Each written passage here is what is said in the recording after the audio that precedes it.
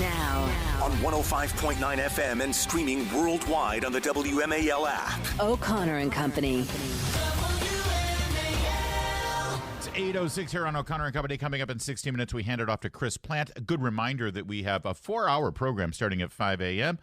You should download the podcast if you missed any of it, because that 5 o'clock hour focused quite a bit on underwear.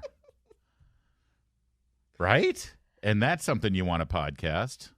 Let's hear Larry and Julie talk about underwear. Let's hear Larry mostly talk about underwear. Not necessarily our underwear, just underwear in general. Yes, but it was a topic of conversation.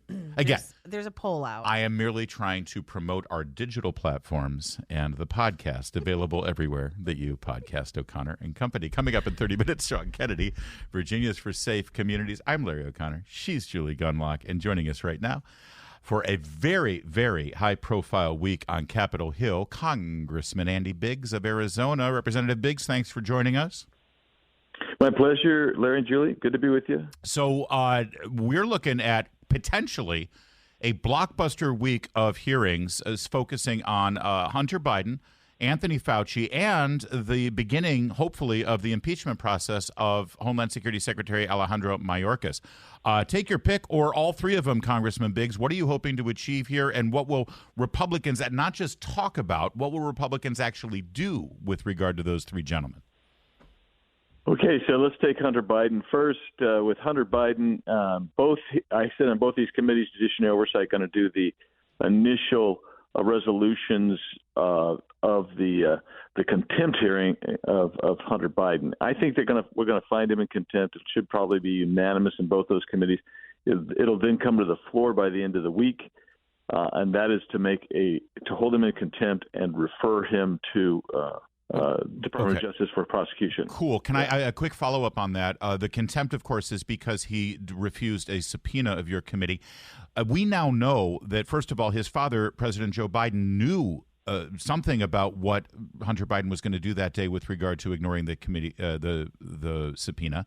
He went down to Capitol Hill and gave a defiant press conference, lambasting Republicans, saying that he won't testify, and saying that proudly bragging that he will ignore the subpoena. And then it appears as though he then returned to the White House and went into the White House residence. So I guess my question is, what did the president know about this, and when did he know it? Well, we don't really know too much about it, except for he seems to have known about it because his staff and press people have said he knew about it. Yeah.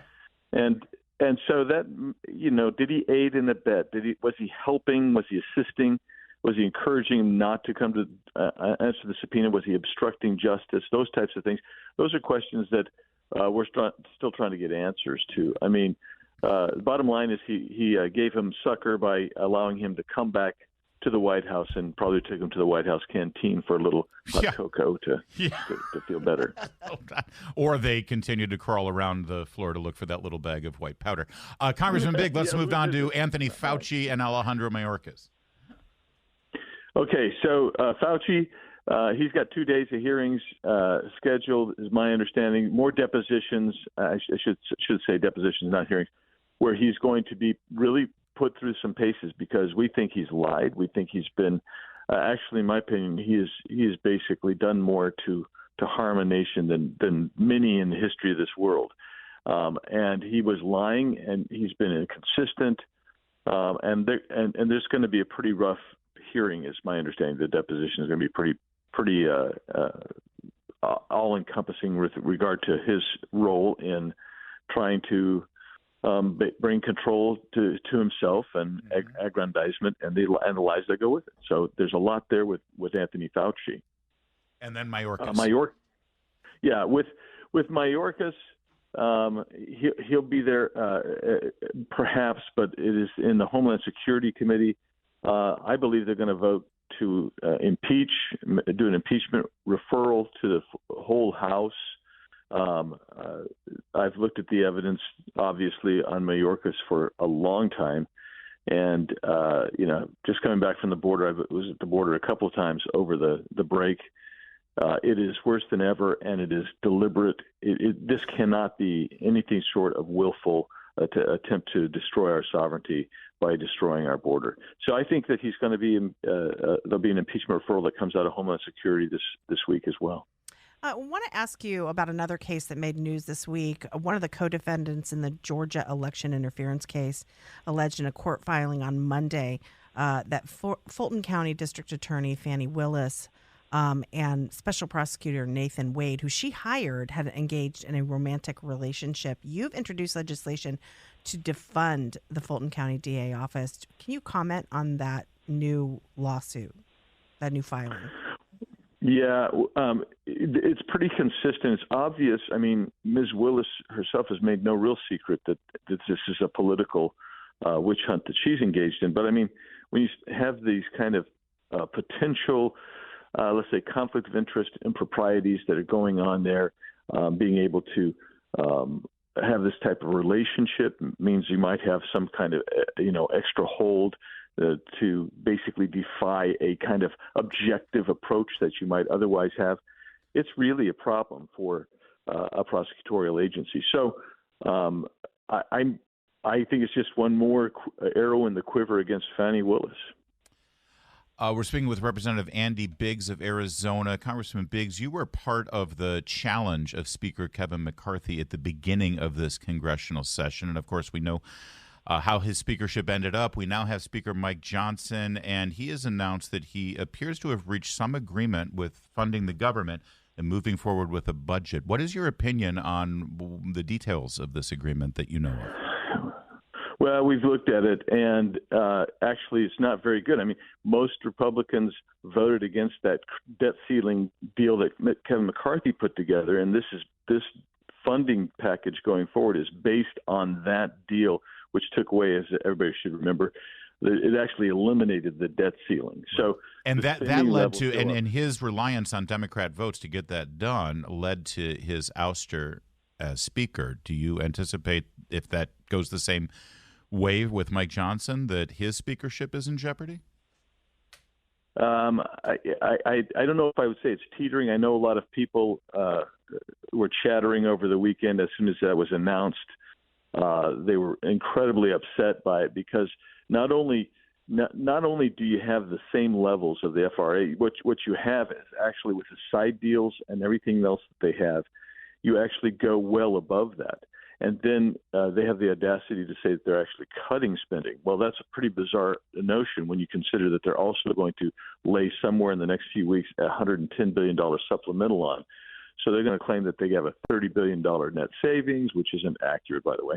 And then they're going to roll in a $110 billion supplemental spending package that is not funded anywhere.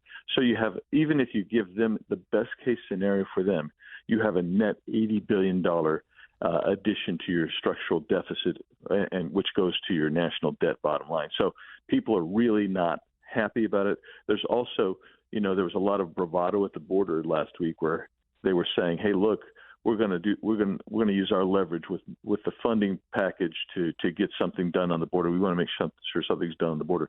That's not included in this package either. So. If Speaker Johnson pulled you aside in the cloakroom today and said, "Hey, Andy, what do you think I should do?" What advice would you give him in terms of a looming shutdown potentially, the political fallout of that? What do you think Speaker Johnson should do? Well, I actually have legislation that I'm just waiting to introduce that would actually continue to fund. Of course, if there's a shutdown, all the mandatory programs continue, but you would also fund, in my bill, ICE, CBP, the military, make sure that we're protected, TSA, the air traffic controllers. But everything else can shut down, in my opinion. And it has to shut down until you get enforcement of the border. Last month's numbers, if you include gotaways, is well in excess of 400, pushing 450,000 people. You can't do that for another 12 months because that would put you about 5.4 million additional illegal aliens into the country. And so you have got to do something to lever this administration to actually enforce the border laws that are already in place. All right. It's a busy week. We appreciate you previewing it with us, Congressman Biggs, and we'll be watching. Thanks for joining us. Thank you all. MAL. Making sense of the news. Live from the Home Paramount Pest Control Studios. Home Paramount, the leader in pest control since 1939. WMAL. making sense of the headlines because common sense isn't so common. Download the WMAL app to stream us for free. Julie Gunlock, do you ever find yourself wondering, gee, I wonder what terrifies Michelle Obama? Yeah, all the time. Well, she revealed it yesterday in a podcast. The things that keep me up because you don't have control over them. Mm-hmm. And you wonder, where are we in this? Where are our hearts? What's going to happen in this next election? I am terrified about what could possibly happen because our leaders matter. Who we select, who speaks for us, who holds that bully pulpit. It affects us in ways that sometimes I think people take for granted. It's interesting because Michelle Obama and her husband, Barack, the former president of the United States, have done quite well under the last 8 years of presidential leadership since they've left the White House. I don't know what she's scared of. Well, she's scared. If you notice, if you play that again, one of the very first things she says is control. Oh, let's hear. The things that keep me up because you don't have control over them. So what they are and she should be terrified of this, what she is very scared of, because I think a lot of people believe that Obama is pulling the strings in this Biden administration. We know that there are cars outside and meetings that are held outside of his or within his Colorado house. It's not normal for presidents to stay in Washington, former presidents to stay in Washington, but he is here. And if Trump wins, if another Republican wins, it is a loss of control for the Obamas. And so they love control. Well, it's fair to say that they had a modicum of control during the Trump presidency, considering James Comey and Robert Mueller and many other people within the government really sort of played. But I don't think I think they won't get. I don't think they'll get away with that again. No, and one would hope not. And so this is terrifying to people who love control. Remember, Michelle Obama is the one who orchestrated the school lunch program, right? Yes. And that was a way to control. This woman loves control. Yeah, well, a lot of people are looking at this interview saying, wow, this is a really high-profile, very political, very engaged interview that she gave, and it's playing into speculation that if, in fact, Joe Biden does not become the Democrats' nominee, which many people believe he will not, something's going to happen at that convention, and that convention is in Illinois, about 3 miles away from one of their many homes.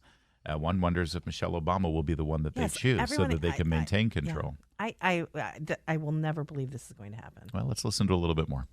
I can see it in your eyes and feel it from your words. Like it must be hard. Like knowing that it can't always be that way in one sense. It's almost like great that you've been able to leave, but there's that feeling also of like, oh, but that was great. Let me just say, by the way, the riveting interviewer there is a podcaster named Jay Shetty. This would be a Shetty podcast, to say the least. Once again, reaffirming something that I've been saying for over a decade now. Literally anyone can have a podcast. I mean, the bars are different for people in life. That I've learned. This is the thing about being an other. Mm-hmm.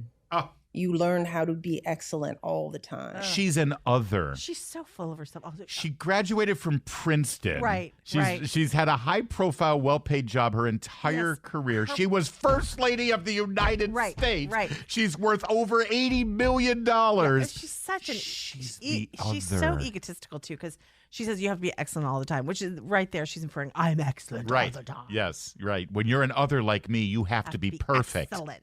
Mm-hmm. Because you can't be less than. Mm-hmm. Other people can. Other people can be indicted a bunch of times and still run for office. Mm-hmm. Black man can't. You just learn to be good. And in the end, you benefit from that extra. Let me tell you something, ma'am. The black man you're referring to, your husband, the president, he didn't get indicted, even though he could have multiple times, because he was a black president. Yeah. His skin color saved him from extra scrutiny that he normally would have had to endure as any other president would, were he not the first black president. Yes. A little bit more from Michelle Obama. The White House tests you in ways that you never anticipated. Mm-hmm. And the fact that we came out as a family, as individuals, the four of us, me and our two daughters, that was us. Mm-hmm. That was our values, our compassion, our smarts, our strategy. It's just something weird with her voice. Very nasally. What's going on there? Yeah, And sort of, there's something happening there. I don't know what it is, but she sounds different. She's forming words differently. I wonder if she had some work done, perhaps. Maybe some. Well, she's getting ready for her big debut this August in Chicago at the Democratic National Convention, being the nominee for president by acclamation. Even Kamala Harris will actually deliver the speech. Mm-hmm. I'm sure that will happen. Oh, my God. It's 8:23. And streaming worldwide on the WMAL app. O'Connor and Company. It's 8:37. It's O'Connor and Company. Thank you for letting us be a part of your morning routine. It's O'Connor and Company here in your nation's capital. Larry O'Connor with Julie Gunlock. And, in 30 minutes, we got to make way for Chris Plant. That's right. Chris Plant will be here. But before then, we've got to speak with Sean Kennedy. He, of course, Virginians for Safe Communities, as we have a lot of developments here in the region with regard to the crime problem. And finally, it appears, maybe some elected officials figuring it out. Sean, thanks for joining us, sir.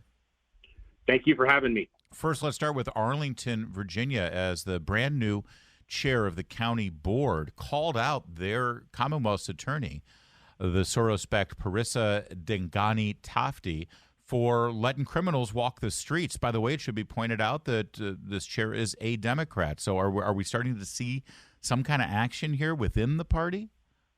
I think so. I mean, I think that there is a movement that we've seen, at least in Northern Virginia, where quality of life issues, obviously crime is top of mind in many of these jurisdictions. Obviously, just proximate to Washington, D.C. is just out of control chaos. We just this morning in Washington, D.C. had somebody killed on 16th and K. Like, it's unbelievable.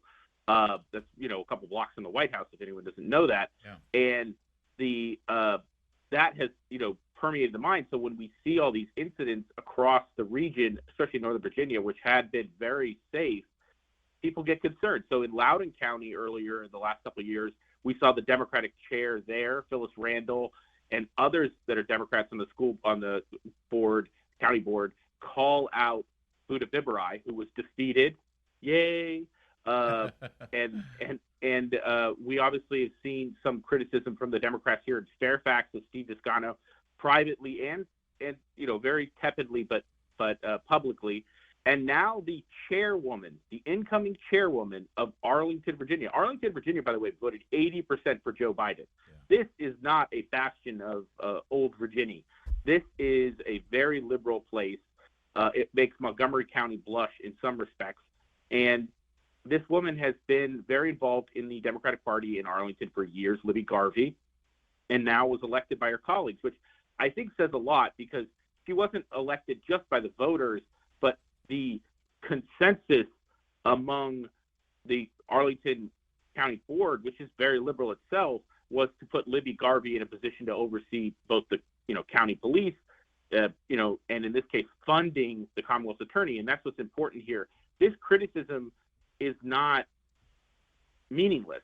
She controls, along with the City of Falls Church, the budget of Parissa Dengani-Tafti. They could curtail or somehow inhibit her ability to do certain things. And over the last few years, they've given her a lot more money to fund positions that, of course, she never filled. But they have power over her. Yeah. I hope you can explain a little bit, because they do this sort of sleight of hand, both Parissa Dengani-Tafti and Steve Descano, another Soros-funded prosecutor in Fairfax. He's with Fairfax. They do this sort of sleight of hand where they say, well, crime is down, but they're not accounting for the fact that they don't charge anyone. When a crime isn't charged, it doesn't exist. So could you explain that a little bit, because they're constantly saying that there's no crime, essentially, nothing to really worry about, which is part of why these people are constantly reelected. It's partly, but in fact, crime is not down. Right. In Arlington County, Virginia, it's up 25% from last year, and it is up even further over the last 4 years. It's about 40% on overall what are called Part A offenses, which are most serious crimes, auto theft, robbery, etc. And then in Fairfax, we're seeing a 60 to 5% increase in violent crime since Steve Descano took office. Wow. So they often make the claim that they're one of the safest jurisdictions of their size in the country, but they were immensely more safe. It's all relative to how safe they were versus how safe they are. It's like you're moving the goalpost. Oh, we're not as bad as Philadelphia. Oh, wow. I don't know if that's the rubric. But, I mean, they lump in Philadelphia. It has 1.6 million people. Fairfax County has 1.2 million. So, therefore, they're the same. You know, St. Louis City has roughly the same population as Arlington County, around 300,000. Do you want to be St. Louis? Is that our comparison? Yeah. So that's sort of the thing. In terms of the charging decisions, so the police actually lay charges. So what is actually going on in the crime data is that the police are demoralized and disincentivized to charge crimes. And we have seen this nationwide where police are telling victims not to press charges because it doesn't matter. It's a nihilism or a feudalism that goes from the police down to victims because of the actions of the state's attorney, or in this case, the Commonwealth's attorney. What's so important when you look at overall crime numbers, which is where they cite this crime is down thing, is the number one and the only offense that is consistently down in any of these jurisdictions are drug offenses, because they have said they won't prosecute them. So the police don't charge them. And we've seen in Arlington County, Fairfax County, and obviously just recently again in Loudoun County, a huge spike in student and youth overdoses due to fentanyl. And they're not charging drug dealers. This is crazy. We're speaking with Sean Kennedy, Virginians for Safe Communities, and we only have about a minute left here, but we have an opportunity to actually see some improvement in Loudoun. Loudoun County was going in the wrong direction. As you mentioned, Buddha Bibarai lost her election campaign. For campaign for re-election. Bob Anderson now taking over, and I'm wondering if you could sort of reflect a little bit on what he might be able to do very quickly, working with Sheriff Mike Chapman there, that could make such a significant difference that people in Fairfax and other areas can say, oh, wow, all it takes is one good election and we can actually fix things. Well, the number one thing is to send a signal by action, in this case, by example, that if you commit a crime in Loudoun County, we're going to throw the book at you. We're not going to play footsie with you. We're not going to decline charging misdemeanors. We're going to use the full extent of the law to deter and disincentivize any future crime. When these guys, I don't know if you saw this, we haven't caught them yet, but they crashed a stolen Maryland car into a gun shop in Loudoun last week. Those guys, if they get caught, there are stolen auto offenses, there are gun offenses, there's obviously breaking and entering, and et cetera, robbery offenses. Those guys should be up for nearly life under Virginia mandatory minimums. Bob Anderson can send a signal to anyone who would even get close to doing something like that, or even less than that, by saying, you're going to do all the time, and I'm not going to back off. While Buddha Bibarai constantly gave sweetheart deals to people from Redskins players to, wife killers. She's doing so many crazy things that the people got sick and tired of being sick and tired. Yeah.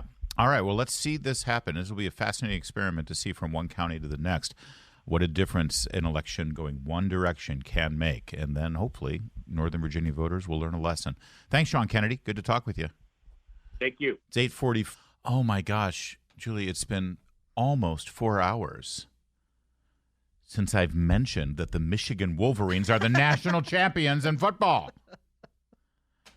Go Blue. What a game that was last night. You stayed up? I did watch some. Some? Well, it was over kind of fast. I mean, they kept it close for television purposes, Sure. but the cream rises to the top. Congratulations to Jim Harbaugh and the University of Michigan Wolverines, the winningest program in college football history, and now the undisputed, undefeated national champions. Hail to the victors, Julie. Yes. Very exciting, Larry. Remind me again, your husband's college football team. What's his favorite team? Ohio. Ohio. Yeah. Oh, you mean Ohio State. Yeah. You mean the Ohio State University. Yes. I'm not engaging in this because we move on because he will be mad because he's listening. Well, I would not want him to be mad. Not at all. Because God knows Ohio State fans were so gracious and compassionate during their, 9-year winning streak against the Wolverines. Mm-hmm. So I said congratulations. Yesterday I said go blue. you did. I heard and you he's say not go happy. blue. Is he was not upset? happy. You don't want to Yeah. say that. That's traitorous. should have been in your wedding vows, I think. Actually. All right. Well, we'll leave it alone. But I just do want to say it to everybody because I know how insufferable Michigan fans are, and I don't want you to get like. People were tweeting at me last night saying, "Oh, you're going to be just out of control tomorrow." I did barely a mention. Very good. Thank Very you. good. And I do want you to have a little bit of tolerance for You your. all should have been here at 5 a.m. It's been a long time coming. And we've been, up against a lot of criticism. And so I just want you to have a little tolerance for your coworker who may be a Michigan Wolverine fan today. And I also will note you were up a little late, and you came in all excited. You wouldn't know. You wouldn't know that I had a late night. Well, I prepped. I knew it was going to be a late night, so I took a nap. The long one. Yeah, I prepped for the game yesterday, and I'm feeling good. Feeling darn good. Good. You know how I feel? I feel like a champion. That's how I feel. I feel like a champion. And I was looking at the record of our quarterback, J.J. McCarthy, who is now 22-1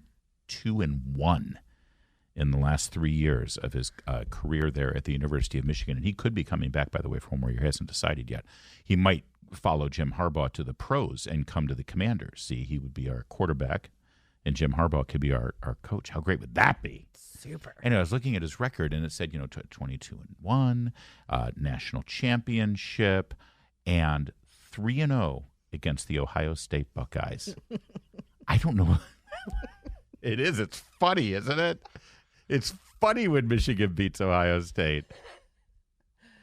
It's rough. I wonder what Ohio State's going to do. Congratulations again, Larry.